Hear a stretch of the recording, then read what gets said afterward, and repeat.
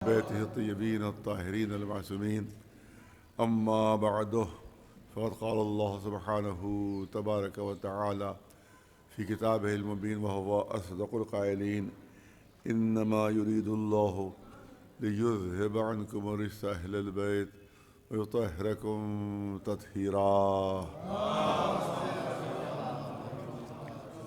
گزارش ایک مرتبہ سورہ الحمد اور 3 مرتبہ سورہ اخلاص کی تلاوت فرما کر جناب سید عرفان احمد رضوی صاحب مرحوم ابن سید سبط احمد رضوی صاحب مرحومین کی روحوں کو ایصال ثواب فرما دیں.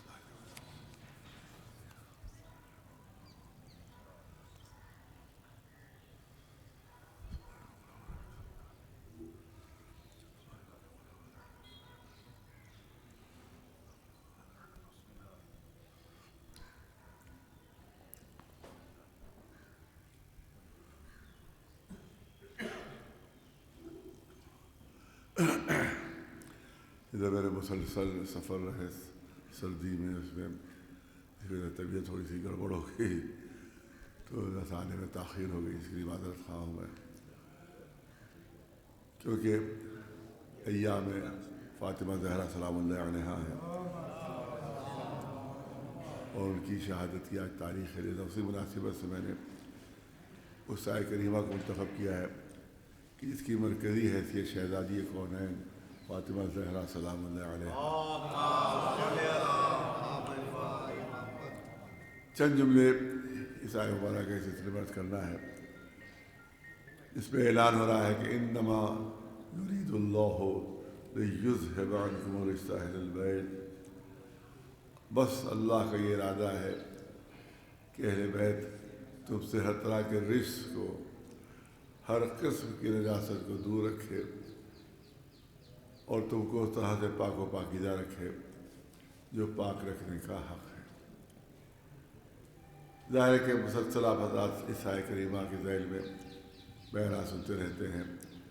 چند خاص اور اہم چیزیں ہیں جس سلسلے آپ کے سامنے عرض کرنا ہے. پہلی بات تو یہ ہے کہ کلمہ انما ہے، وہ عربی زبان میں بہت اہمیت رکھتا ہے. کلمہ انما کی بڑی اہمیت ہے اور یہ کلمہ وہ ہے جو ایک دائرہ بنا دیتا ہے، ایک سرکل بنا دیتا ہے، جس کو عربی زبان میں حصر کہتے ہیں.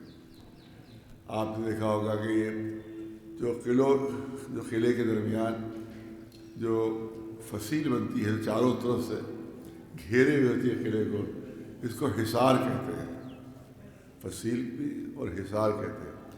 حصار اسی لفظ حصر سے بنا ہے، اسی لفظ حصر سے بنا ہے. حصار یعنی پورے قلعے کو جو دیوار گھیر لے، چاروں طرف سے اس کی حفاظت کرے تو اس کو حصار کہتے ہیں. اسی لفظ حصر سے یہ حصار بنا، یعنی چاروں طرف ایک دیوار بنا دینا، چاروں طرف ایک سرکل ایک ایسا کہ جس سے یہ اندازہ ہو جائے کہ جو دائرے کے اندر ہے وہ اور ہے، جو دائرے کے باہر ہے وہ اور ہے، جو دیوار کے اندر ہے وہ اور ہے، جو دیوار کے باہر ہے وہ اور ہے.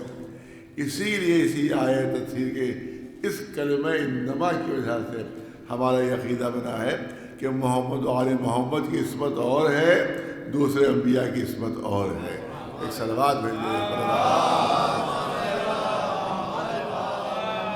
انما اس نے ایک حصر کر دیا، ایک حصار بنا دیا، یعنی یہ ایک ایسی طہارت ہے، یہ ایسی عصمت ہے جو مخصوص ہے انہی شخصیتوں کے لیے، اور اس کے علاوہ کوئی اور اس میں شریک نہیں ہے. صرف محمد و آل محمد علیہ السلام جو ہے ان کے ساتھ مخصوص ہے. اس میں اس عصمت میں انبیاء بھی معصوم ہے، انبیاء معصوم ہے، لیکن اس درجہ عصمت پر فائز نہیں ہے کہ جو معصومین ہمارے شہادہ معصومین کا جو درجہ عصمت ہے اس پر فائز نہیں. اس کے لیے قرآن میں بھی دلائل موجود ہیں اور جو قصص انبیاء اس میں بھی دلائل موجود ہیں، حدیثوں میں بھی دلائل موجود ہیں. اب ایک دلیل آپ کے سامنے کرنا چاہتا ہوں کہ ایک اہل سنت عالم کی بہت سی کتابیں اب اس وقت ذہن سے نام نکل گیا، وہ اہل سنت سے پہلے اس بعد میں وہ شیعہ ہو گئے، اور لیکن محب اہل بیت وہ ہمیشہ سے رہے تھے اور ہمیشہ اہل بیت کے سلسلے میں ان کی کتابیں بھی شائع ہوتی ہیں. اس وقت اتفاق سے ذہن سے اب جب یار نام آ جائے یاد آ جائے گا تو میں بیان کر دوں گا. تو وہ جس وقت شیعہ مذہب انہوں نے اختیار نہیں کیا تھا تو انہیں ایک بزرگ عالم سے ان کی ملاقات ہوئی, پاکستان کے ایک بزرگ عالم تھے, ان سے ان کی ملاقات ہوئی. اور اس کے بعد انہوں نے کہا کہ میں شیعہ مذہب کی طرف راغب تو ہوں, لیکن پھر ایک مسئلہ ایسا ہے جس کی وجہ سے میں شیعہ مذہب ابھی تک قبول نہیں کر پایا ہوں, اور وہ ہے آپ کے ایک عقیدہ, جس کی وجہ سے مجھے تھوڑا سا تکلف ہو رہا ہے کہ میں شیعہ مذہب اختیار کروں. یوں میں محب اہل بیت ہمیشہ سے ہوں اور اب بھی ہوں. کہا وہ کون سا عقیدہ ہے؟ کہ آپ کا عقیدہ یہ ہے کہ آپ کے ائمہ معصومین جو ہیں وہ تمام انبیاء سے بلند ہیں, تمام انبیاء سے بلند ہیں. یہ آپ کا جو عقیدہ ہے یہ کیونکہ ابھی میری سمجھ میں نہیں آیا ہے, لہٰذا اسی وجہ سے ابھی شیعہ ہونے سے میں نہیں رہتا تکلف کر رہا ہوں. تو انہوں نے کہا کہ شیعہ عالم دین نے کہا کہ آپ میرے گھر میں تشریف لے آئیں اور میں ذرا سا آپ سے گفتگو کر لوں گا اور یہ مسئلہ بھی آپ کا حل ہو جائے گا. وہ اہل سنت عالم دین جو ہے وہ آئے اور کھانا ہوا, دعوت ہوئی, سب کچھ ہوا. اس آخر میں وہ شیعہ عالم دین تو کتاب خانے میں گئے اور انہیں اہل سنت عالم دین کی کتاب جو تھی وہ نکال کر لے آئے جو مدح اہل بیت میں تھی. وہ اور اس کتاب کو دکھا کے اس نے کہا کہ یہ بتائیے کہ یہ آپ ہی کی کتاب ہے؟ کہا کہ ہاں میری, کیونکہ آپ دیکھیے مصنف میں نام میرا لکھا ہوا ہے. اس کے بعد انہوں نے اوراق پلٹے, اس شیعہ عالم دین نے اوراق پلٹ کے اور ایک ورق دکھایا, اس میں ایک حدیث دکھائی کہ یہ بتائیے کہ یہ حدیث جو آپ نے اس میں تحریر فرمائی ہے, اس حدیث پر آپ کا ایمان ہے؟ اس حدیث پر آپ کا ایمان ہے؟ کہا کہ ایمان نہ ہوتا تو لکھتا کیوں؟ اگر اس حدیث میں میرا ایمان نہ ہوتا تو میں اس حدیث کو اپنی کتاب میں تحریر کیوں کرتا؟ جب تحریر کر دی, لکھ دی اپنی کتاب میں, اس کا مطلب ایمان ہے تبھی تو. کیا پڑھیے حدیث کیا ہے ان کا؟ کیا حدیث یہ ہے کہ اولنا محمد واوسطنا محمد وآخرنا محمد وکلنا محمد. کیا اس حدیث پر آپ کا ایمان ہے؟ اس حدیث پر آپ کا ایمان ہے؟ کہا ایمان ہے. جب آپ خود لکھ رہے ہیں کہ سب کے سب محمد ہیں, جتنے 14 ہیں سب کے سب محمد ہیں, تو اگر پہلا محمد ہر نبی سے افضل ہے تو دوسرا محمد بھی ہر نبی سے افضل, پھر تیسرا محمد بھی ہر نبی سے افضل. جتنے 14 محمد ہیں وہ سب کے سب انبیاء سے افضل قرار پا جائیں گے. ایک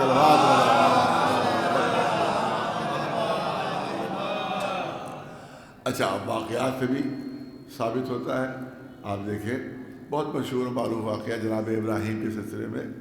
وہ واقعہ اس طرح سے ہے کہ جناب ابراہیم بغیر کسی مہمان کے وہ کھانا نوش نہیں فرماتے تھے, بغیر کسی میں. قرآن میں بھی اشارہ ہے اس کی طرف, بغیر کسی مہمان کے. ایک دفعہ ایسا ہوا کہ ایسا کوئی مہمان کو نہیں ملا, تاخیر ہو گئی, تو جو آنے جانے کے مسافروں کا راستہ تھا وہاں پر جا کر کھڑے ہو گئے کہ کوئی مسافر ملے تو میں اس کو لے آؤں اور اس کو کھانا کھلا دوں. اتفاق سے دیکھا کہ مسافر سامنے سے چلا آ رہا ہے. مسافر سے پوچھا کہ آپ کو کھانے کی ضرورت ہے؟ کہا ہاں بالکل ضرورت ہے. کہا چلیے میرے گھر پہ کھانا کھائیے. اب ظاہر ہے کہ مفت کے کھانا کون چھوڑنے والا بھیا؟ کہا ہاں بالکل سر میں آپ کے ساتھ چل رہا ہوں. اس کے بعد وہ مہمان کو بٹھا دیا, سامنے دسترخوان لگا دیا. کھانا جو بھی تھا اس وقت انہیں نے جناب ابراہیم نے کھانا مہمان کے سامنے لگا دیا. اب مہمان نے لقمہ توڑا اور منہ میں رکھنا چاہا تو جناب ابراہیم نے ہاتھ پکڑ لیا, اس مہمان کا ہاتھ پکڑ لیا. جب جیسے اس نے لقمہ منہ میں رکھنا چاہا ہاتھ پکڑ لیا. کہہ رہے بھائی یہ کیا, اور خود ہی کھانا کھلانے لے آئے اور خود ہی روک رہے ہو,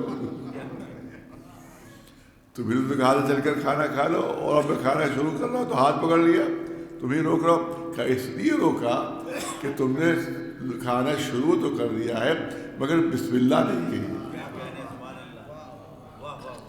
بغیر اللہ کا نام لیے, بغیر بسم اللہ کیے کہے ہوئے تم نے کھانا شروع کر دیا. بسم اللہ تو کہہ دو, پہلے اللہ کا نام تو لے لو. اب وہ مسافر کہہ رہے کون اللہ, کون اللہ؟ میں تو کسی اللہ کو نہیں جانتا. کہ ارے تمہارا خالق, تمہارا مالک, تمہارا رازق, تمہارا پیدا کرنے والا. کہ میں تو کسی اللہ سے واقف نہیں ہوں. کہ نہیں, تم ان کو تو اللہ کا نام لینا پڑے گا، اور اگر اللہ کا نام نہیں لیا تو میرے دسترخوان پر کوئی ایسا شخص کھانا نہیں کھا سکتا جو اللہ کو نہ مانتا ہو، جو اللہ کو نہ مانتا ہو۔ اچھا، ادھر سے جناب ابراہیم ضد کر رہے ہیں تمہیں اللہ کا نام لینا پڑے گا، ادھر سے وہ ضد کر رہا ہے کہ تمہیں جانتا ہی نہیں، جب میں واقف ہی نہیں تو میں نام خواہ کیوں دوں؟ تو یہ بھی اپنی ضد پڑھ رہے ہیں، وہ بھی اپنی ضد پڑھ رہے ہیں۔ وہ آخر میں وہ مسافر اتنا ضدی تھا کہ بھوکا اٹھ گیا مگر اللہ کا نام نہیں لیا، اللہ کا نام نہیں لیا، بھوکا چلا گیا مگر اللہ کا نام نہیں لیا۔ قدرت کی طرف سے آواز آئی، اے ابراہیم تم نے کیا کیا؟ ایک مسافر کو بھوکا جانے دیا تم نے؟ کیا پالنے والے، کیسے ممکن تھا کہ میرے دسترخوان کے اوپر ایسا آدمی کھانا کھا لے کہ جو تجھ کو نہ جانتا ہو، تجھ سے واقف نہ ہو، جو تجھے مانتا نہ ہو، جو تیرا نام لینا جس کے لیے زبان پر نہ گوارا ہو، تو ایسے میں کیسا کھانا کھلا دو اس کو؟ میرے دسترخوان پہ ایسا شخص کھانا نہیں کھا سکتا۔ تو اللہ کی آواز آئی، تم ایک مرتبہ اسے کھانا نہیں کھلا سکے؟ وہ تو جب سے پیدا ہوا ہے میرے ہی دسترخوان پر کھا رہا ہے۔ ایک سلوات بھیجے رہا تھا۔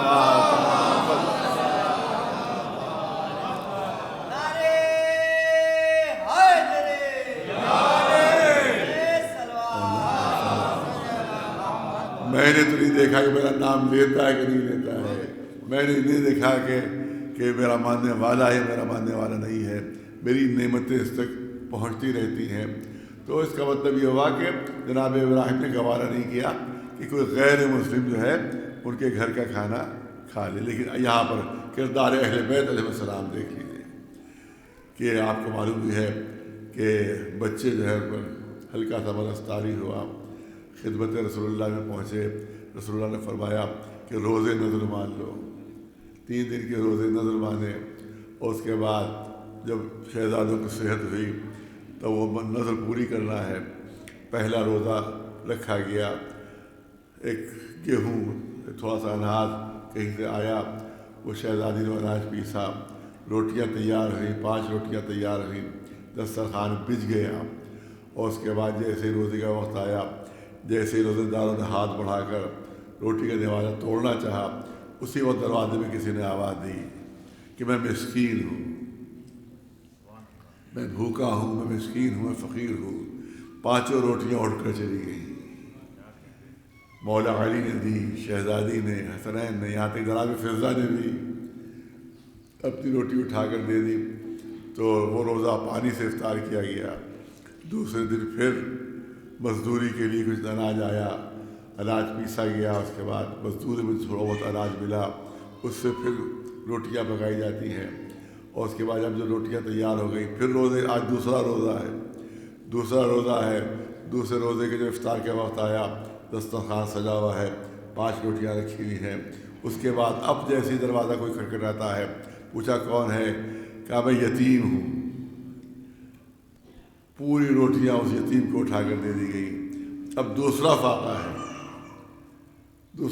تیسرا روزہ اسی فاقے میں رکھا گیا تھا، پانی سے افطار کر کے وہ روزہ رکھا گیا۔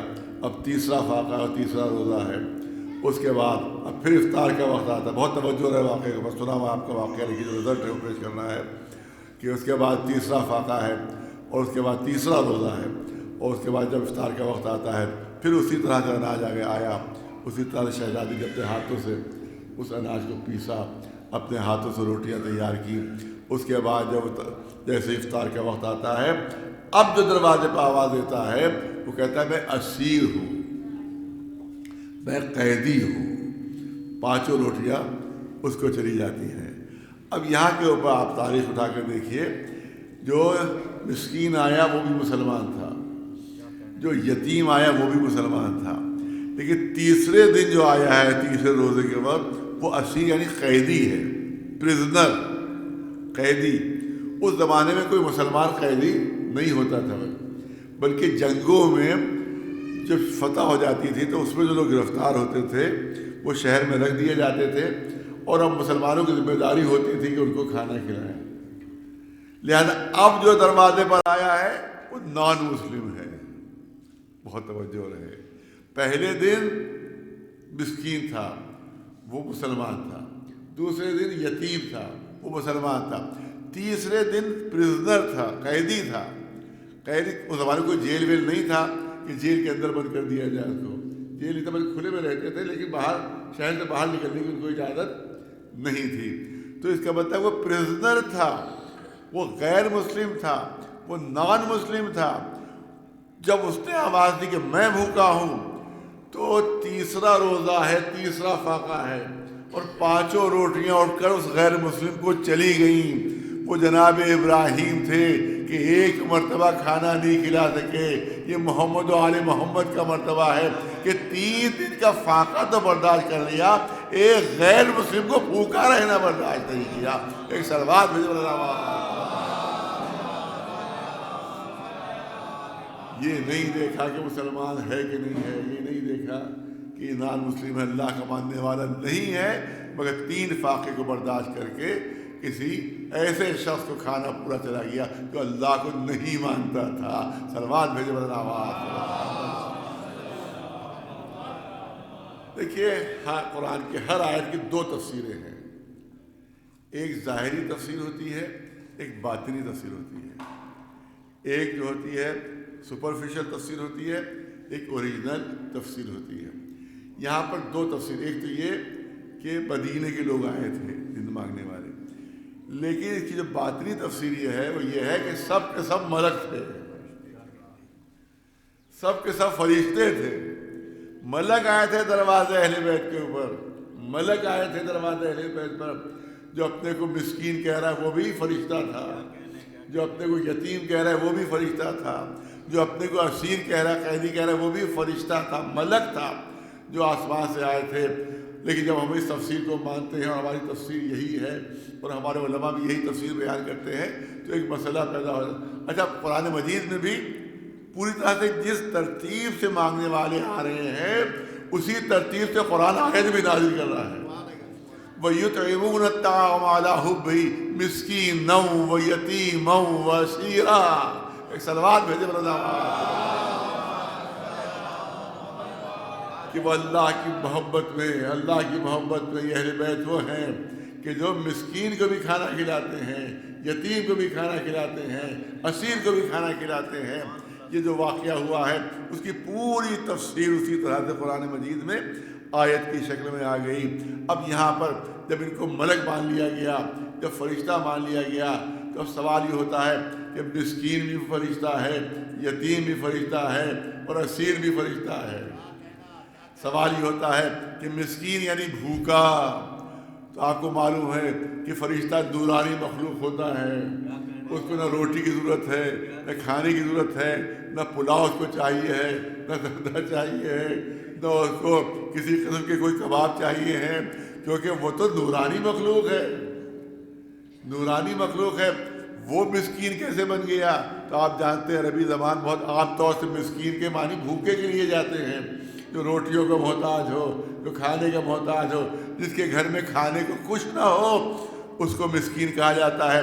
لیکن ایک مسکین کے معنی اور بھی ہیں عربی لغت میں، ایک مسکین کے معنی عرب کی ڈکشنری میں اور بھی ہیں۔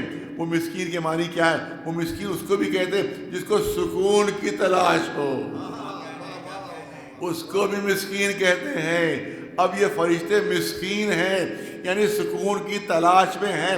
ارے جن کو عرش پر سکون نہیں ملتا ہے ان کو در اہل بیت پر آ کر سکون مل جاتا ہے۔ ایک صلوات بھیجے اللہ۔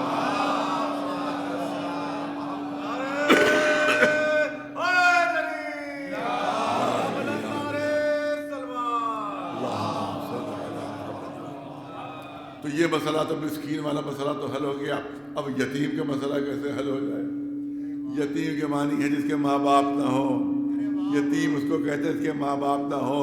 تو فرشتے کے تو ماں باپ ہوتے ہی نہیں ہیں، وہ تو حکم الہی سے وہ نورانی مخلوق پیدا ہوئی ہے۔ فرشتے کا نہ باپ ہوتا ہے نہ فرشتے کی ماں ہوتی ہے کہ اماں ابا مر گئے اور ملک یتیم ہو گیا۔ کیا ایسا کوئی تصور ہے اسلام میں کہ فرشتوں کے بھی ملائکہ کے بھی ماں باپ ہوتے ہیں اور جب ان کا انتقال ہو جاتا ہے تو فرشتہ یتیم ہو جاتا ہے؟ تو یتیم کیسے ہو گیا؟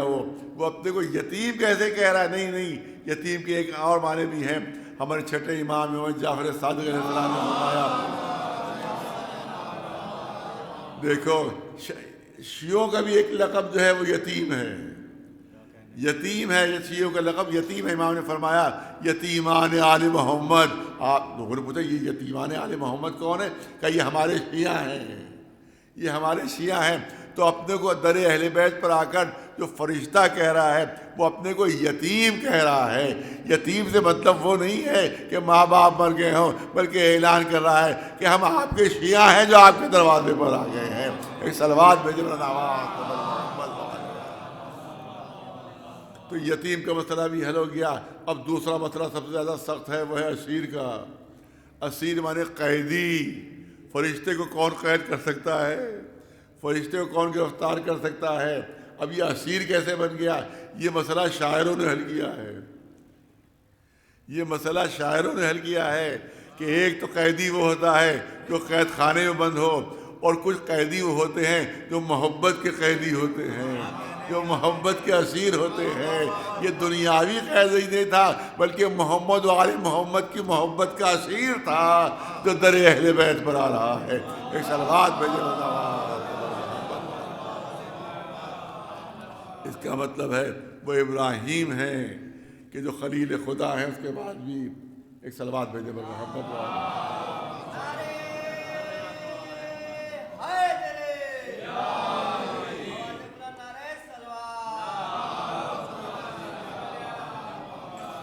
وہ جناب ابراہیم ہیں جو خلیل خدا ہوتے ہوئے بھی ایک اللہ کے نہ ماننے والے کو اپنے دسترخوان سے بھوکا اٹھا دیتے ہیں۔ ان کو یہ گوارا ہے کہ بھوکا چلا جائے، لیکن یہ اہل بیت ہیں کہ 3 دن کا فاقہ برداشت کر لیتے ہیں، مگر کسی اللہ کے نہ ماننے والے کو بھی گھر سے بھوکا نہیں جانے دیتے۔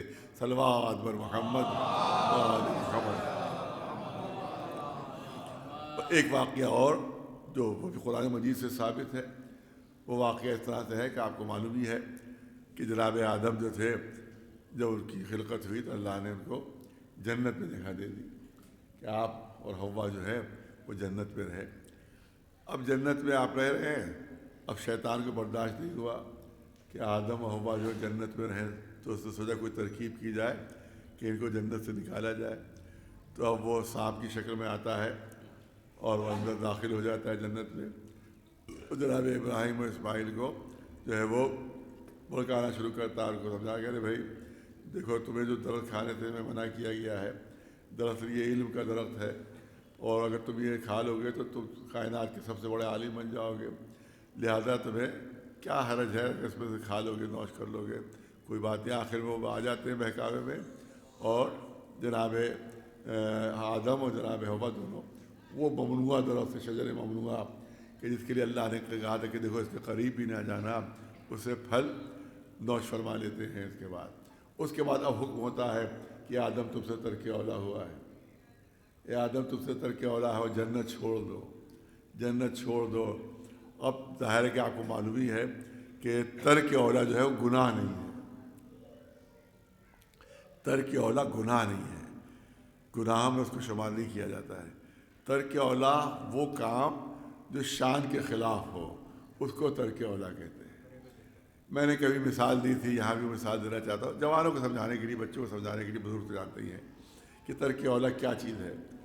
فرض کیجئے کہ اب تو جاڑے کا موسم ہے، فرض کیجئے تیز جاڑے ہو رہے تھے، میں نے مجلس پڑھی، رات کے 10 بج گئے مجلس پڑھنے میں، جب اکبری گیٹ کے پاس سے نکلا تو دیکھا وہاں کے اوپر جو فٹ پاتھ ہے وہاں پر چائے کا ایک ٹھیلا لگا ہوا ہے، اور بہت سے مومنین جو مجلسی میں شریک تھے وہ وہاں پر کھڑے ہو کے انہیں چائے بھی پی رہے ہیں، اس میں سموسہ بھی ڈال رہے ہیں، اور اس کے بعد وہ سب نوش فرما رہے ہیں وہی فٹ پاتھ کے اوپر کھڑے کھڑے۔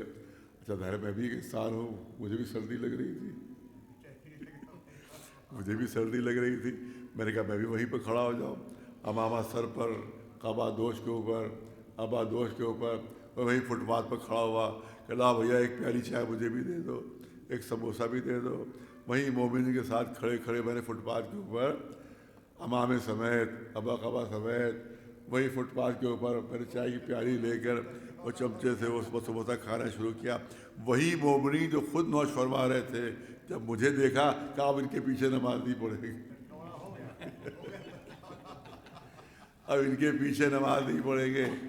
ارے بھائی کون سا گناہ ہو گیا؟ کیا سیستانی صاحب نے کچھ اپنے توضیح مسائل میں لکھ دیا ہے کہ فٹ پاتھ کے اوپر دیکھو چائے نہ پینا گناہ ہے، یہ حرام ہے؟ نہ حرام ہے نہ ناجائز ہے، کچھ بھی نہیں. اگر حرام ہے تو جو مومنین پی رہے ہیں ان کے لیے بھی حرام ہے، ان کے لیے پی رہے وہ بھی حرام ہے. ارے بھائی آپ یہ کیوں کر رہے ہیں؟ ارے بھائی آپ بھی تو وہی کام کر رہے ہیں. کہ نہیں یہ ہمارے لیے مناسب ہے، ان کے لیے مناسب نہیں ہے، کیونکہ ان کے سر پر امامہ بھی ہے، دوش بابا قبا بھی ہے، یہ امامے کی شان کے خلاف ہے. ارے توجہ رکھیں، یہ ابا قبا کے شان کے خلاف ہے. تو کبھی کبھی عمل ایسا بھی ہوتا ہے گناہ نہیں ہوتا مگر خلاف شان ہوا کرتا ہے. تو بس یہی سمجھ لیجئے جو ترک اولا ہوتا ہے وہ گناہ نہیں ہوتا، نبوت کے شان کے خلاف ہوا کرتا ہے. ایک صلوات بھیجو برد آواز. جب شان کے خلاف تھا تو اب حکم ہو گیا کہ اب چھوڑ دو، اب جنت چھوڑ دو. اگرچہ ترک اولا گناہ نہیں، بہت توجہ رہے، بہت لطیف پہلو جو کرنا چاہتا ہوں آپ کے سامنے. اگرچہ ترک اولا گناہ نہیں ہے لیکن آدم کو حکم ترک اولا ہو گیا جنت چھوڑ دو. یعنی مزاج جنت اتنا نازک ہے. ارے توجہ رہے، مزاج جنت اتنا نازک ہے کہ ترک اولا بھی برداشت نہیں ہے، ترک اولا بھی برداشت نہیں ہے. معلومہ ترک اولا ہوا اور آدم کو حکم ہو گیا کہ تم چھوڑ دو. ترک اولا ایک زندگی میں ایک مرتبہ ترک اولا ہوا، جنت چھوڑنے کا حکم دیا. اسی اولا ہی سے لفظ مولا بنا ہے. دیکھیے جو اولا ہوتا ہے وہی مولا ہوتا ہے، جو مولا ہوتا ہے وہی سب سے اولا ہوتا ہے. جب زندگی میں ایک مرتبہ ترک اولا ہو جائے تو جنت سے ہٹا دیا جاتا ہے. جو پوری زندگی ترک مولا کیا کرتے ہیں ان کو تو جنت کا تصور بھی نہیں کرنا چاہیے. ایک صلوات میں جو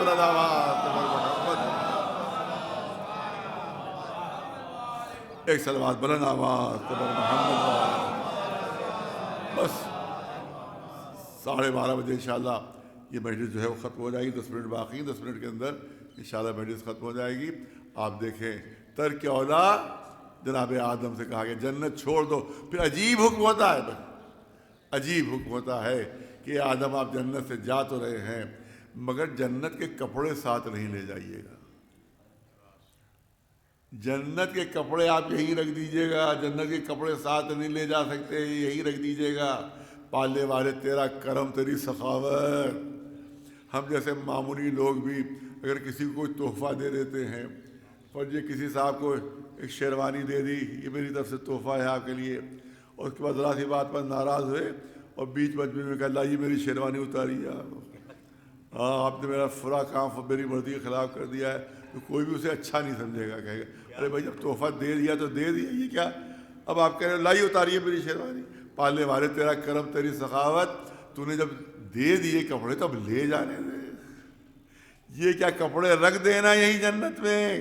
تو اللہ کی آواز آئے گی کہ نظام جنت یہی ہے کہ جنت کی چیزیں جنت کے اندر ہی استعمال ہوگی. ارے توجہ رہے، جنت کی چیزیں جنت کے اندر ہی استعمال ہوگی لیکن جنت کے باہر نہیں استعمال ہو سکتی. جب تک آدم جنت کے اندر ہیں جنت کی چیزیں استعمال کر سکتے، اب جنت سے باہر جا رہے ہیں باہر نہیں لے جا سکتے، لہذا یہی رکھ جائیے آپ. یہ جنت کے کپڑے آپ اپنے ساتھ نہیں لے جا سکتے. اس کا مطلب قانون جنت یہ ہے کہ جنت کے کپڑے جنت کے اندر ہی استعمال ہوں گے، جنت کے باہر استعمال نہیں ہو سکتے. لہذا آدم سے کپڑے رکھوا لیے گئے لیکن ایک شہزادی کی زبان سے جیسے ہی نکلا کہ بچوں درزی کپڑے لے کر آنے والا ہے، داروغ جنت جنت کے کپڑے لیے ہوئے دروازے پر حاضر ہے. جنت کے کپڑے شہزادوں کے لیے آ گئے. شہزادی کے دروازے پر دو ہی چیزیں ہو سکتی ہیں. ایک بات تو یہ ہو سکتی ہے کہ اہل بیت کے لیے اللہ نے جنت کا قانون توڑ دیا، اہل بیت کے لیے اللہ نے جنت کا قانون توڑ دیا. یا دوسری بات یہ ہو سکتی ہے کہ جہاں اہل بیت ہوتے ہیں وہی جگہ جنت کہلاتی ہے، وہی جگہ جنت کہلاتی ہے. اگر مکے میں ہے تو مکہ جنت، اگر مدینے میں ہے تو مدینہ جنت، اور اگر ہمارے عزا خانے میں آ گئے تو ہمارا گھر جنت ہو جائے گا۔ ایک صلوات بھیجو پر محمد و آل محمد۔ دیکھیے، ایک چیز ہوتی ہے حق تصرف اور ایک چیز ہوتی ہے حق ملکیت۔ ہم جب کسی بھی فرض کیجیے کہیں خمسہ 5 مجلسیں پڑھنے گئے کہیں باہر، تو ظاہر ہے کہ جو میزبان ہے اس کو رہنے کا انتظام کرنا ہوگا۔ وہ اپنے گھر کے ایک خوبصورت کمرے میں لے گیا اور کہا دیکھیے کمرہ آپ کا ہے، اور یہ بستر آپ کا ہے، اور یہ تولیہ آپ کا ہے، یہ صابن دانی میں جو صابن ہے وہ آپ کا ہے، یہ تمام چیزیں آپ کی ہیں۔ اس نے ہم سے کہا تاکہ آپ یہاں 5 تشریف رکھیے گا، سب یہ تمام آپ ہی کا سامان ہے پورا۔ اس کے بعد پھر جب 5 دن ہو گئے اور اب جب میں وہاں سے رخصت ہونے لگا تو میں نے کیا کیا کہ وہ صابن دانی جو ہے وہ اپنے بیگ میں رکھی، وہ تولیہ جو ہے اپنے بیگ میں رکھا۔ ابھی تک تو میزبان صبر کرتے رہے، جب میں بستر لپیٹنے لگا وہ کہہ رہے ارے مولانا یہ کیا کر رہے ہیں آپ؟ کہا آپ ہی نے تو کہا تھا آپ کا ہے، آپ ہی نے تو کہا تھا آپ کا ہے۔ کہا نہیں، آپ کو حق استعمال دیا تھا، حق ملکیت نہیں دیا تھا۔ آپ جب تک یہاں ہیں آپ استعمال کر سکتے ہیں، لیکن آپ ساتھ نہیں لے جا سکتے۔ مہمان ہیں آپ استعمال کیجئے، یہاں رہ کے استعمال کر سکتے، ساتھ نہیں لے جا سکتے۔ اس کا مطلب مہمان کو حق تصرف حق استعمال تو ہوتا ہے، حق ملکیت نہیں ہوتا ہے، اپنے ساتھ نہیں لے جا سکتا۔ آدم جنت میں مہمان تھے، آدم جنت میں مہمان تھے، وہاں کی چیزوں کا استعمال کا حق تو تھا، لے جانے کا حق نہیں تھا۔ لے جانے کا حق صرف مالک کا ہوتا ہے، صرف مالک کا حق لے جانے کا ہوتا ہے۔ فرض کیجئے میں 12 بنکی تک گیا، اتفاق سے بارش ہو رہی تھی، میرے سارے کپڑے بھیگ گئے، میں نے فوراً فون کیا کہ بھائی ابا بھیج دو، قبا بھیج دو، امامہ بھیج دو۔ میں فون کرتا جاتا ہوں، گھر سے سامان آتا جاتا ہے، اس کو کہتے ہیں حق ملکیت۔ معلومات جہاں ہے وہاں منگوا لیا، جہاں ہے وہاں منگوا لیا۔ ارے آدم مہمان تھے، حق تصرف تھا، محمد و آل محمد مالک ہے، حق ملکیت ہے، جہاں ہوں گے جنت کا سامان منگوا لیں گے۔ ایک صلوات،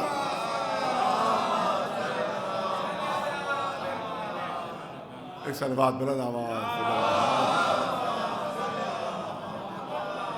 اسی لیے ادھر شہزادی کی زبان سے نکلا، ادھر داروغ جنت خود آ جاتا ہے اور کہتا ہے کہ ہم درزی ہیں، ہم درزی ہیں، کیونکہ اہل بیت کے دروازے پر کوئی بلند ہو کر نہیں آ سکتا ہے، کوئی انکسار اختیار کرے تبھی اس دروازے پر آ سکتا ہے۔ آسمان پر رہنے والوں کو بلندی یہ نہیں تھی، بہت توجہ رہے، ان کے لیے بلندی یہ نہیں تھی کہ وہ داروغ جنت ہیں، ان کے لیے بلندی یہ تھی کہ اہل بیت کے دروازے کے درزی ہیں۔ صلوات بھیجے محمد۔ بس آخری جملے عرض کرنا چاہتا ہوں، اس دروازے کی اہمیت، اس دروازے کی اہمیت اور اسی سے ربط مصائب بھی ہے۔ آپ دیکھیں کہ اللہ کو میں پسند نہیں ہے، اللہ کو میں پسند نہیں ہے۔ تکبر، کبر، غرور، یہ اللہ ادھر تکبر کیا، ادھر سر نیچے اس نے جھکایا، ادھر غرور کیا، ادھر سر اس نے زمین سے ٹکرایا اس کا کہ غرور کرو گے، تکبر کرو گے، دیکھو ہم تمہارا سر زمین سے ٹکرائے دیتے ہیں۔ تو غرور صرف اللہ کو زیب دیتا ہے، تکبر صرف اللہ کو زیب دیتا ہے۔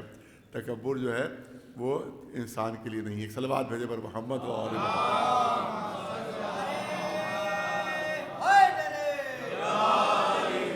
اسی لیے اسی لیے میں اس کو برداشت نہیں ہے۔ اللہ کو کوئی میں کرے تو اس کو بعد میں کرنا پڑتا ہے، اس کو بکری بن جاتا ہے۔ ایک صلوات بھیجے۔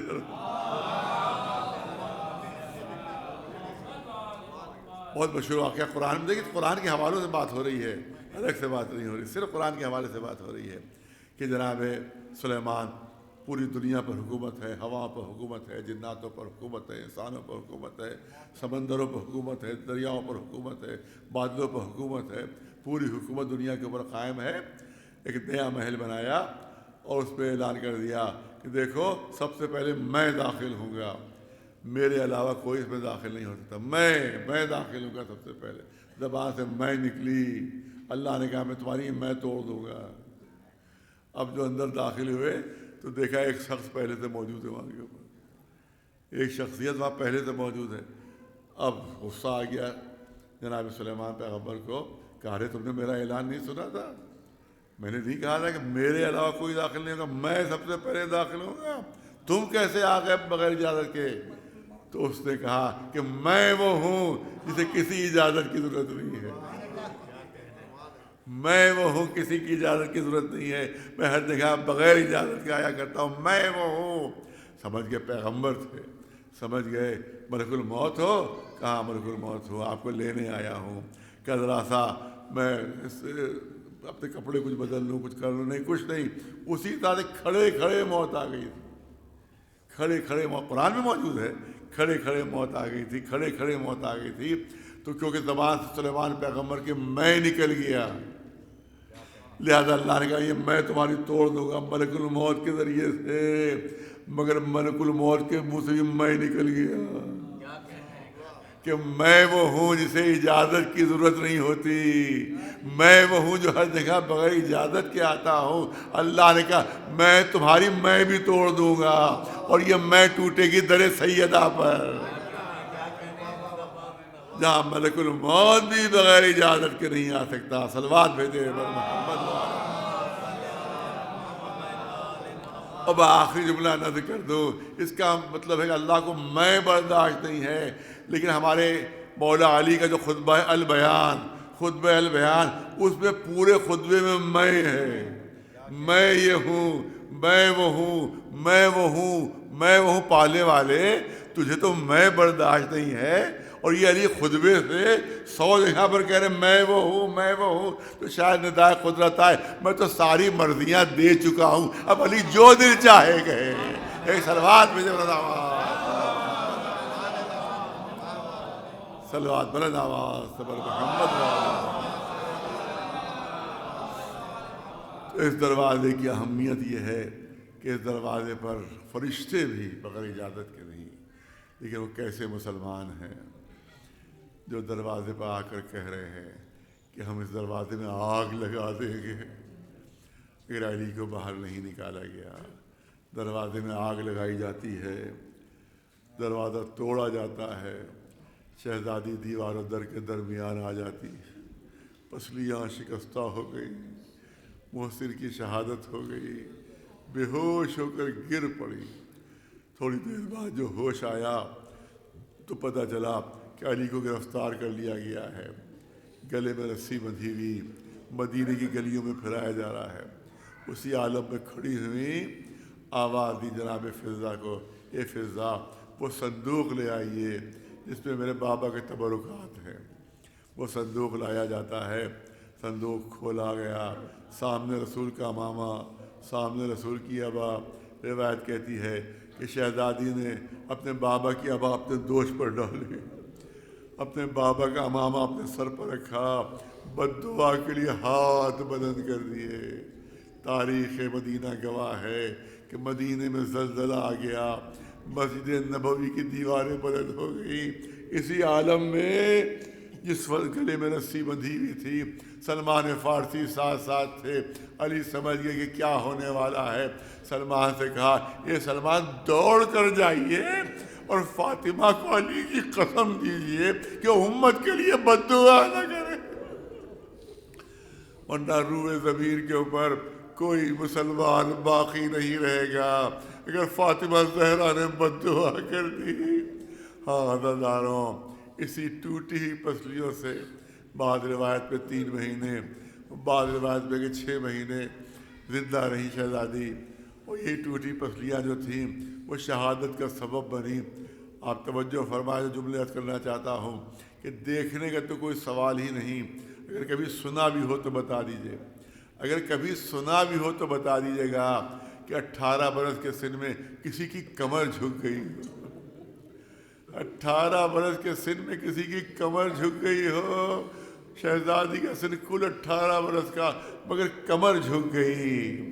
لکڑی کے سہارے چلتی تھی، دیوار کے سہارے چلتی تھی، ٹوٹی پسلیوں کی وجہ سے کھڑے قد سے پھر چل نہیں سکی۔ ہاں عزیزانو، روایت کہتی ہے کہ جس صبح کو دنیا سے رخصت ہوئی ہیں اس رات پہ تکلیف کا عالم یہ تھا کہ شہزادی بیٹھ کر نماز پڑھ رہی تھی، بیٹھ کر نماز پڑھ رہی تھی۔ عزیزانو، اہل بیت پہ اور اہل حرم میں اگر کوئی بیٹھ کر نماز پڑھنے لگتا تھا تو ایک قیامت ہو جاتی تھی۔ آپ کو یاد آ گیا ہوگا جب قید خانہ شام میں ہمارے چوتھے امام نے دیکھا کہ پھوپھی بیٹھ کر نماز پڑھ رہی ہے تو آقا تڑپ گئے تھے، اے پھوپھی اماں، اتنی مصیبتیں آپ پر پڑی مگر نہیں دیکھا کہ آپ نے کبھی بیٹھ کر نماز پڑھی ہو۔ آپ کا کیا عالم ہے کہ آپ بیٹھ کر نماز پڑھ رہی؟ جواب آپ کو معلوم ہے جو شہزادی نے دیا تھا کہ بیٹا زین العابدین، اتنا مختصر کھانا آتا ہے جو بچے بھوکے رہ جاتے ہیں۔ جب سے قید خانے میں آئی ہوں اپنا کھانا بچوں کو کھلا رہی ہوں۔ اب عالم کمزوری کا یہ ہے کہ مجھے کھڑے ہو کر نماز نہیں پڑھی جا رہی ہے۔ یہاں شہزادی بیٹھ کر نماز پڑھ رہی تھیں، چوتھے امام تڑپ گئے تھے۔ جب مولا علی نے دیکھا کہ شہزادی فاطمہ زہرا بیٹھ کر نماز پڑھ رہی ہیں تو علی تڑپ گئے، بنت رسول کیا بات ہے، آپ بیٹھ کر نماز پڑھ رہی ہیں؟ اے علی، پسلیوں کی اذیت اتنی بڑھ چکی ہے، تکلیف اتنی بڑھ گئی ہے کہ اب میں کھڑے ہو کر نماز نہیں پڑھ پا رہی ہوں۔ شب میں بیٹھ کر نماز پڑھی، بس چند جملے، شب میں بیٹھ کر نماز پڑھی۔ صبح کو مولا نے دیکھا کہ وہی فاطمہ چکی پیس رہی ہیں، بچوں کے لیے غذا کا اہتمام کر رہی ہیں۔ علی تڑپ گئے، بنت رسول، ارے اتنی اذیت، اتنی تکلیف، اس میں آپ یہ زحمت کیوں کر رہی ہیں؟ جواب دیا، اے علی، عالم تکلیف میں ہلکی سی میری آنکھ لگی تو میں نے دیکھا میرے بابا آئے ہیں، رسول اللہ تشریف لائے ہیں، فرما رہے ہیں اے فاطمہ میں تمہیں لینے آیا ہوں، اے فاطمہ تمہاری مصیبتوں کے دن ختم ہو گئے، میں تمہیں لینے آیا ہوں۔ اے علی، میں سمجھ گئی آج میری زندگی کا آخری دن، آج کے بعد میں زندہ نہیں رہوں گی، تو میں نے سوچا میں دنیا سے رخصت ہو جاؤں گی، تجہیز و تکفین کا سامان ہو رہا ہوگا، لوگ گریہ و زاری مصروف ہوں گے، کہیں میرے بچے بھوکے نہ رہ جائیں۔ اے شہزادی، آپ کو گوارا نہیں کہ تھوڑی دیر آپ کے بچے بھوکے رہیں، آ کر کربلا کا منظر دیکھیے، آپ ہی کی اولادیں، چھوٹے چھوٹے معصوم بچے 3 دن کی بھوک اور پیاس سے تڑپ رہے ہیں۔ ہاں عزیزانو، نماز ظہر کا وقت آتا ہے، مولا مسجد تشریف لے جاتے ہیں، شہزادی بچوں کو تیار کر کے نانا کے روضے پر بھیج دیتی ہے۔ یہی وقت تھا کہ اسما آ جاتی ہے گھر کے اندر، اسما بنت عمیس۔ جیسے ہی اسما آئیں، شہزادی نے فرمایا، یہ اسما بڑا اچھا ہوا آپ آ گئی، میں حجرے میں جا رہی ہوں، جب تک میری عبادت کی آواز آتی رہے آپ سمجھتی رہیے گا میں زندہ ہوں، جب آواز آنا بند ہو جائے تو سمجھ لیجیے گا فاطمہ دنیا میں نہیں رہی۔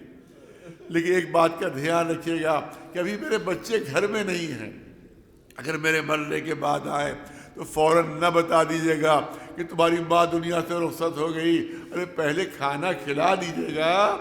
آج شہادت کی تاریخ اسی مناسبت سے چند جملے شہزادی کے سلسلے میں سن لیجیے۔ ہاں ذرا اسما سے کہتی ہیں کہ دیکھو اگر بچوں کو بتا دیا کہ تمہاری ماں دنیا سے رخصت ہو گئی تو بچے کھانا نہیں کھا پائیں گے، پہلے کھانا کھلا دیجیے گا پھر میری موت کی اطلاع دیجیے گا۔ اسما کہتی ہے کہ تھوڑی دیر عبادت و تسبیح و تحلیل کی آواز آتی رہی، یہ کہا کہ آواز آنا بند ہوئی، اسما دروازے کے قریب پہنچی، 3 مرتبہ پکارا، 3 مرتبہ آواز دی، شہزادی فاطمہ زہرا۔ جب جواب نہیں آیا اسما نے سر سے چادر پھینکی، آواز دی، انا للہ وَإِنَّا إِلَيْهِ رَاجِعُونَ۔ فاطمہ زہرا دنیا سے رخصت ہوئی۔ یہی وقت بچے گھر کے اندر آئے، آتے ہی پوچھتے ہیں یہ اسما ہماری ماں کدھر ہے، ہماری ماں کس طرف ہے؟ شہزادوں کھانا نوش کر لو تو بتاتی ہوں۔ بچوں نے حیرت سے اسما کا چہرہ دیکھا، اے اسما آپ تو بہت دن سے ہمارے گھر آ رہی ہیں، کیا آپ نے کبھی دیکھا کہ ہم نے ماں کے بغیر کھانا کھایا؟ اس وقت کیسے کھانا کھا لے؟ بچوں نے کھانے سے انکار کیا، اسما مجبور ہوئی، شہزادو تمہاری ماں دنیا میں نہیں رہی، فاطمہ زہرا دنیا سے رخصت ہو چکی ہے۔ بس آخری جملے عزیزانو، شہزادے دوڑتے ہوئے حجرے میں پہنچے. آگے آگے چھوٹے شہزادے حسین آواز دیتے ہوئے اے اماں اے اماں. جواب نہیں آیا. شہزادے نے فریاد کی اے اماں ارے قبل اس کے کہ میری روح میرے جسم سے نکل جائے مجھے جواب دے دو. جواب نہیں آیا. ننھا شہزادہ ماں کے چہرے کے قریب پہنچا, اپنی چھوٹی چھوٹی ہتھیلیوں میں ماں کا چہرہ لے لیا. جب چھوٹے چھوٹے ہاتھوں میں ماں کا چہرہ لے چکے تو آسمان کی طرف چہرہ اٹھایا اور عجیب حسرت ناک لہجے میں فرمایا پالنے والے تو دیکھ رہا ہے میں غریب ہو گیا, میں بے سہارا ہو گیا. یہ جملے ادا ہونا تھے. فاطمہ زہرا کے ہاتھ بلند ہوئے, حسین کو اپنے کلیجے سے لگا لیا. اے میرے لال, مرنے کے بعد بھی مجھے گوارا نہیں کہ تیری زبان پہ ایسے حسرت ناک جملے آئیں. عزادار, ارے روح فاطمہ اس وقت کتنا تڑپی ہوگی جب شبر کا خنجر چل رہا ہوگا, کوئی منادی آواز دے رہا ہوگا اللہ قتل الحسین بکربلا, اللہ زبیر حسین بکربلا. بس آدھے منٹ کی زحمت ہے عزاداروں. جب شبر دربار یزید میں پہنچتا ہے تو شبر کو دیکھتے ہی یزید پہلا سوال یہ کرتا ہے اے شبر یہ بتا تو نے حسین کو ذبح کیسے کیا, تو نے حسین کو قتل کیسے کیا. وہ ملعون بھی کام گیا, وہ شقی بھی تھرا گیا کہ ہر سوال کر لینا مگر یہ سوال نہ کرو. مگر یزید نے اصرار کیا اے شبر تجھے بتانا ہوگا کہ تو نے حسین کو ذبح کیسے کیا. اب شبر بتانے پر مجبور ہوا. کیا پوچھتا ہے؟ میں نے 12 وار کیے تھے. شبر کہتا ہے میں نے 12 وار کیے تھے. یزید نے کہا کیا خنجر کی دھار کو تیز نہیں کیا تھا؟ شبر نے جواب دیا خنجر کی دھار کو تیز کر لیا تھا. ارے پھر 12 وار کیوں کرنا پڑے؟ شبر کہتا ہے یزید جو میری نگاہیں دیکھ رہی تھی تو اس سے کیسے بیان کروں. ارے جب بھی خنجر چلانا چاہتا تھا ایک نقاب پوش بی خنجر کی دھار سے لپٹ جاتی تھی. اے شبر بڑی محنتوں سے پالا ہے, اے شبر چکیاں پیس کر پالا ہے. سيعلم الذين ظلموا أي منقلب ينقلبون اللہ لعنت اللہ علی القوم الظالمین. گزارش ایک مرتبہ سورہ الحمد اور 3 مرتبہ سورہ اخلاص کی تلاوت فرما کر سید عرفان احمد رضوی صاحب مرحوم ابن سید سبط احمد رضوی صاحب مرحومین کی روحوں کو ایصال ثواب فرما دے.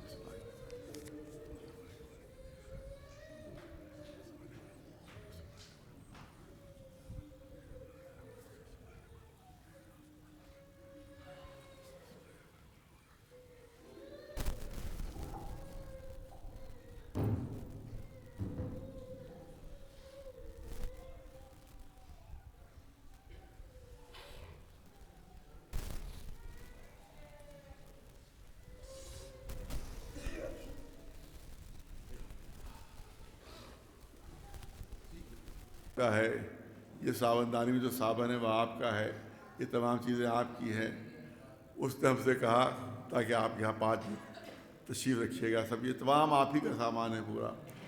اس کے بعد پھر جب 5 دن ہو گئے اور اب جب میں وہاں سے رخصت ہونے لگا تو میں نے کیا کیا کہ وہ صابندانی جو ہے وہ اپنے بیگ میں رکھی, وہ تولیہ جو ہے اپنے بیگ میں رکھا. ابھی تک تو میزبان صبر کرتے رہے. جب میں بستر لپیٹنے لگا تو کہہ رہے ارے مولانا یہ کیا کر رہے ہیں آپ؟ کہا آپ ہی نے تو کہا تھا آپ کا ہے. آپ ہی نے تو کہا تھا آپ کا ہے. کہا نہیں, آپ کو حق استعمال دیا تھا, حق ملکیت نہیں دیا تھا. آپ جب تک یہاں ہیں آپ استعمال کر سکتے ہیں لیکن آپ ساتھ نہیں لے جا سکتے. مہمان ہیں آپ استعمال کیجئے, یہاں رہ کر استعمال کر سکتے, ساتھ نہیں لے جا سکتے. اس کا مطلب مہمان کو حق کے تصرف و حق استعمال تو ہوتا ہے, حق ملکیت نہیں ہوتا ہے. اپنے ساتھ نہیں لے جا سکتا. آدم جنت میں مہمان تھے, آدم جنت میں مہمان تھے, وہاں کی چیزوں کا استعمال کا حق تو تھا, لے جانے کا حق نہیں تھا. لے جانے کا حق صرف مالک کا ہوتا ہے, صرف مالک کا حق لے جانے کا ہوتا ہے. فرض کیجئے میں 12 بنکی تک گیا, اتفاق سے بارش ہو رہی تھی، میرے سارے کپڑے بھیگ گئے، میں نے فوراً فون کیا کہ بھئی ابا بھیج دو، قبا بھیج دو، امامہ بھیج دو۔ میں فون کرتا جاتا ہوں، گھر سے سامان آتا جاتا ہے۔ اس کو کہتے ہیں حق ملکیت۔ معلومات جہاں ہے وہاں منگوا لیا، جہاں ہے وہاں منگوا لیا۔ ارے آدم مہمان تھے، حق تصرف تھا، محمد و آل محمد مالک ہیں، حق ملکیت ہے۔ جہاں ہوں گے جنت کا سامان منگوا لیں گے۔ ایک سلوات،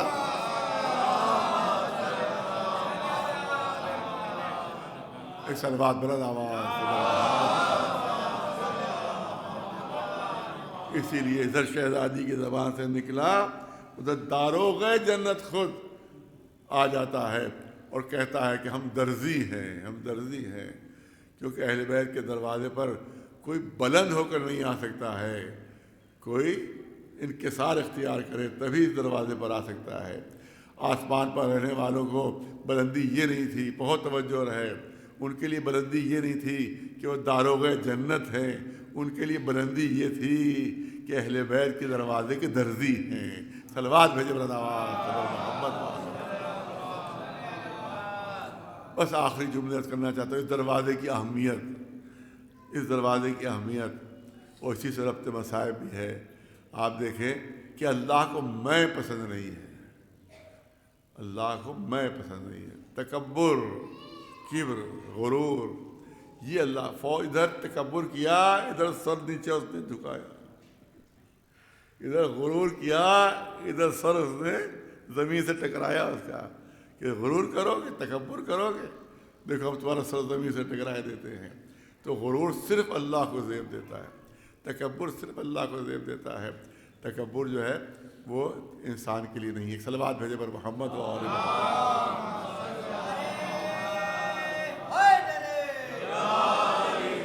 اسی لیے میں اس کو برداشت نہیں ہے۔ اللہ کو کوئی میں کرے تو اس کو بعد میں کرنا پڑتا ہے، اس کو بکری بن جاتا ہے۔ ایک سلوات میں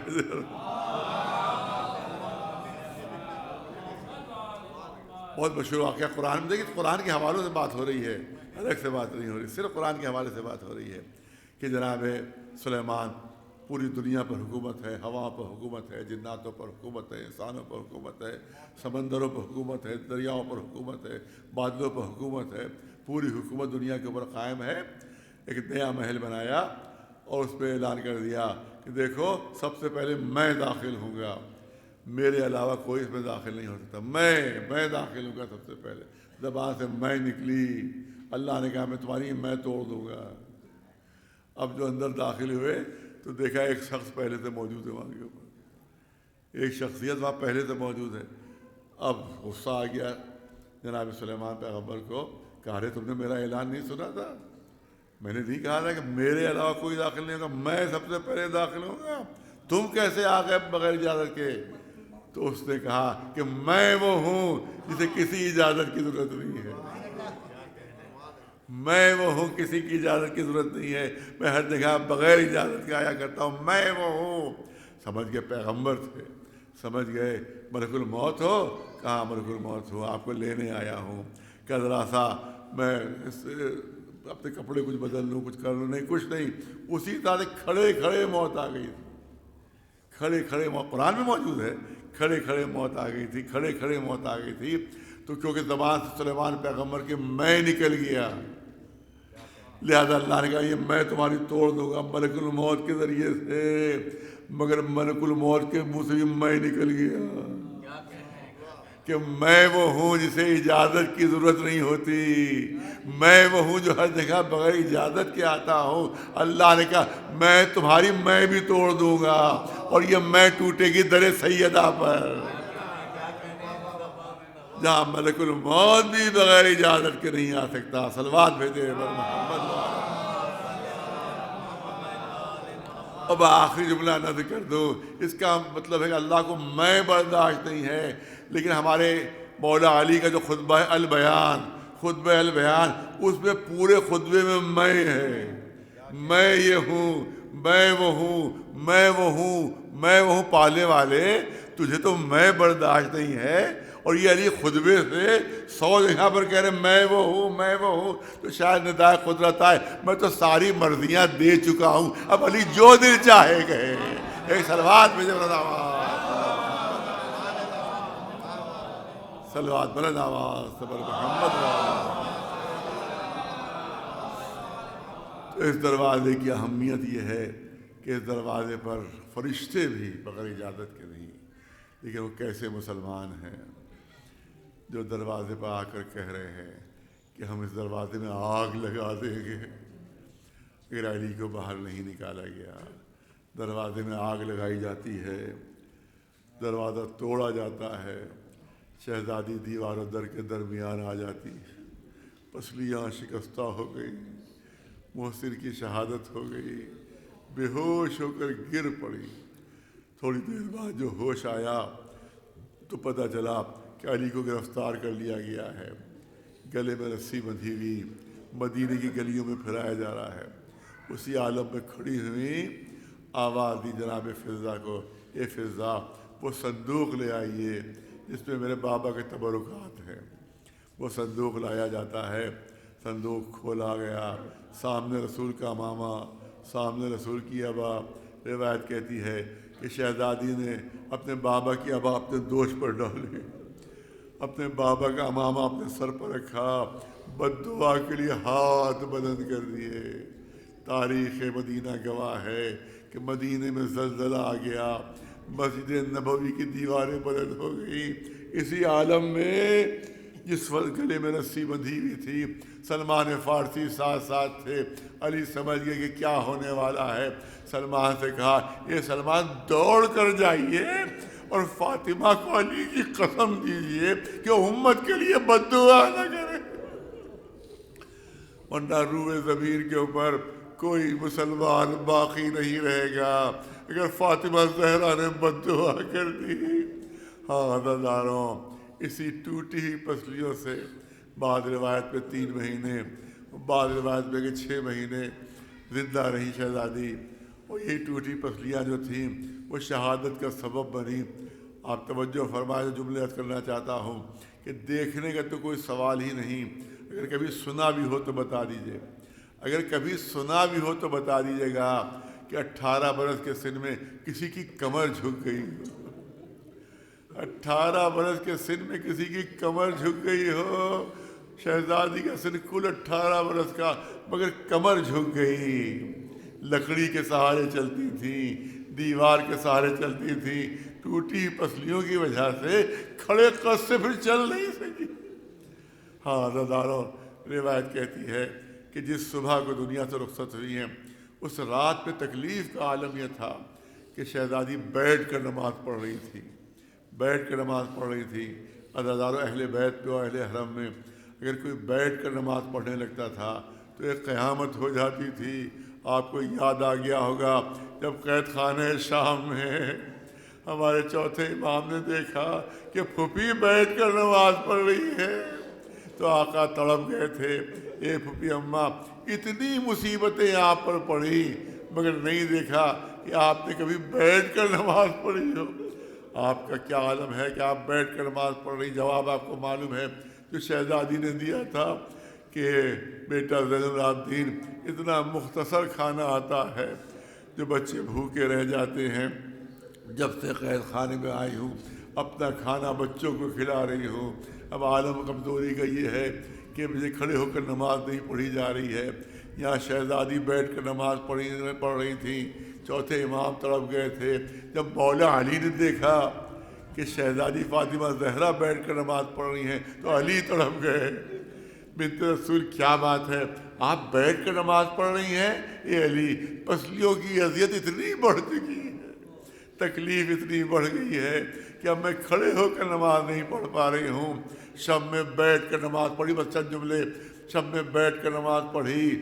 صبح کو مولا نے دیکھا کہ وہی فاطمہ چکی پیس رہی ہیں، بچوں کے لیے غذا کا اہتمام کر رہی ہیں۔ علی تڑپ گئے، بنت رسول، ارے اتنی اذیت، اتنی تکلیف، اس میں آپ یہ زحمت کیوں کر رہی ہیں؟ جواب دیا، اے علی، عالم تکلیف میں ہلکی سی میری آنکھ لگی تو میں نے دیکھا میرے بابا آئے ہیں، رسول اللہ تشریف لائے ہیں، فرما رہے ہیں اے فاطمہ میں تمہیں لینے آیا ہوں، اے فاطمہ تمہاری مصیبتوں کے دن ختم ہو گئے، میں تمہیں لینے آیا ہوں۔ اے علی میں سمجھ گئی آج میری زندگی کا آخری دن، آج کے بعد میں زندہ نہیں رہوں گی، تو میں نے سوچا میں دنیا سے رخصت ہو جاؤں گی، تجہیز و تکفین کا سامان ہو رہا ہوگا، لوگ گریہ و زاری مصروف ہوں گے، کہیں میرے بچے بھوکے نہ رہ جائیں۔ اے شہزادی آپ کو گوارا نہیں کہ تھوڑی دیر آپ کے بچے بھوکے رہیں، آ کر کربلا کا منظر دیکھیے، آپ ہی کی اولادیں، چھوٹے چھوٹے معصوم بچے 3 دن کی بھوک اور پیاس سے تڑپ رہے ہیں۔ ہاں دادارو، نماز ظہر کا وقت آتا ہے، مولا مسجد تشریف لے جاتے ہیں، شہزادی بچوں کو تیار کر کے نانا کے روضے پر بھیج دیتی ہے۔ یہی وقت تھا کہ اسما آ جاتی ہے گھر کے اندر، اسما بنت عمیس۔ جیسے ہی اسما آئیں، شہزادی نے فرمایا یہ اسما بڑا اچھا ہوا آپ آ گئی، میں حجرے میں جا رہی ہوں، جب تک میری عبادت کی آواز آتی رہے آپ سمجھتی رہیے گا میں زندہ ہوں، جب آواز آنا بند ہو جائے تو سمجھ لیجیے گا فاطمہ دنیا میں نہیں رہی۔ لیکن ایک بات کا دھیان رکھیے گا کہ ابھی میرے بچے گھر میں نہیں ہیں، اگر میرے مرنے کے بعد آئے تو فوراً نہ بتا دیجیے گا کہ تمہاری ماں دنیا سے رخصت ہو گئی، ارے پہلے کھانا کھلا دیجیے گا۔ آج شہادت کی تاریخ اسی مناسبت سے چند جملے شہزادی کے سلسلے میں سن لیجیے۔ ہاں حضرت اسما سے کہتی ہیں کہ دیکھو اگر بچوں کو بتا دیا کہ تمہاری ماں دنیا سے رخصت ہو گئی تو بچے کھانا نہیں کھا پائیں گے، پہلے کھانا کھلا دیجیے گا پھر میری موت کی اطلاع دیجیے گا۔ اسما کہتی ہے کہ تھوڑی دیر عبادت و تسبیح و تحلیل کی آواز آتی رہی، یہ کہا کہ آواز آنا بند ہوئی، اسما دروازے کے قریب پہنچی، 3 مرتبہ پکارا، 3 مرتبہ آواز دی شہزادی فاطمہ زہرا، جب جواب نہیں آیا اسما نے سر سے چادر پھینکی، آواز دی انا للہ وَإِنَّا إِلَيْهِ رَاجِعُونَ، فاطمہ زہرا دنیا سے رخصت ہوئی۔ یہی وقت بچے گھر کے اندر آئے، آتے ہی پوچھتے ہیں یہ اسما ہماری ماں کدھر ہے، ہماری ماں کس طرف ہے؟ شہزادوں کھانا نوش کر لو تو بتاتی ہوں۔ بچوں نے حیرت سے اسما کا چہرہ دیکھا، اے اسما آپ تو بہت دل سے ہمارے گھر آ رہی ہیں، کیا آپ نے کبھی دیکھا کہ ہم نے ماں کے بغیر کھانا کھایا؟ اس وقت کیسے کھانا کھا لے؟ بچوں نے کھانے سے انکار کیا، اسما مجبور ہوئی، شہزادو تمہاری ماں دنیا میں نہیں رہی، فاطمہ زہرا دنیا سے رخصت ہو چکی ہے۔ بس آخری جملے عزیزانو، شہزادے دوڑتے ہوئے حجرے میں پہنچے، آگے آگے چھوٹے شہزادے حسین آواز دیتے ہوئے اے اماں اے اماں، جواب نہیں آیا۔ شہزادے نے فریاد کی اے اماں، ارے قبل اس کے کہ میری روح میرے جسم سے نکل جائے مجھے جواب دے دو۔ جواب نہیں آیا۔ ننھا شہزادہ ماں کے چہرے کے قریب پہنچا، اپنی چھوٹی چھوٹی ہتھیلیوں میں ماں کا چہرہ لے لیا۔ جب چھوٹے چھوٹے ہاتھوں میں ماں کا چہرہ لے چکے تو آسمان کی طرف چہرہ اٹھایا اور عجیب حسرت ناک لہجے میں فرمایا، پالنے والے تو دیکھ رہا ہے میں غریب ہو گیا، میں بے سہارا ہو گیا۔ یہ جملے ادا ہونا تھے۔ فاطمہ زہرا کے ہاتھ بلند ہوئے، حسین کو اپنے کلیجے سے لگا لیا۔ اے میرے لال، مرنے کے بعد بھی مجھے گوارا نہیں کہ تیری زبان پہ ایسے حسرتناک جملے آئیں۔ عزادار، ارے روح فاطمہ اس وقت کتنا تڑپی ہوگی جب شبر کا خنجر چل رہا ہوگا، کوئی منادی آواز دے رہا ہوگا، اللہ قتل الحسین بکربلا، اللہ زبیر حسین بکربلا۔ بس آدھے منٹ کی زحمت ہے عزاداروں۔ جب شبر دربار یزید میں پہنچتا ہے تو شبر کو دیکھتے ہی یزید پہلا سوال یہ کرتا ہے، اے شبر یہ بتا تو نے حسین کو ذبح کیسے کیا، تو نے حسین کو قتل کیسے کیا؟ وہ ملعون بھی کام گیا، وہ شقی بھی تھرا گیا کہ ہر سوال کر لینا مگر یہ سوال نہ کرو۔ مگر یزید نے اصرار کیا، اے شبر تجھے بتانا ہوگا کہ تو نے حسین کو ذبح کیسے کیا۔ اب شبر بتانے پر مجبور ہوا، کیا پوچھتا ہے؟ میں نے 12 وار کیے تھے۔ شبر کہتا ہے میں نے 12 وار کیے تھے۔ یزید نے کہا کیا خنجر کی دھار کو تیز نہیں کیا تھا؟ شمر نے جواب دیا خنجر کی دھار کو تیز کر لیا تھا، ارے پھر 12 وار کیوں کرنا پڑے؟ شمر کہتا ہے یزید جو میری نگاہیں دیکھ رہی تھی تو اس سے کیسے بیان کروں؟ ارے جب بھی خنجر چلانا چاہتا تھا ایک نقاب پوش بی بی خنجر کی دھار سے لپٹ جاتی تھی۔ اے شمر بڑی محنتوں سے پالا ہے، اے شمر چکیاں پیس کر پالا ہے۔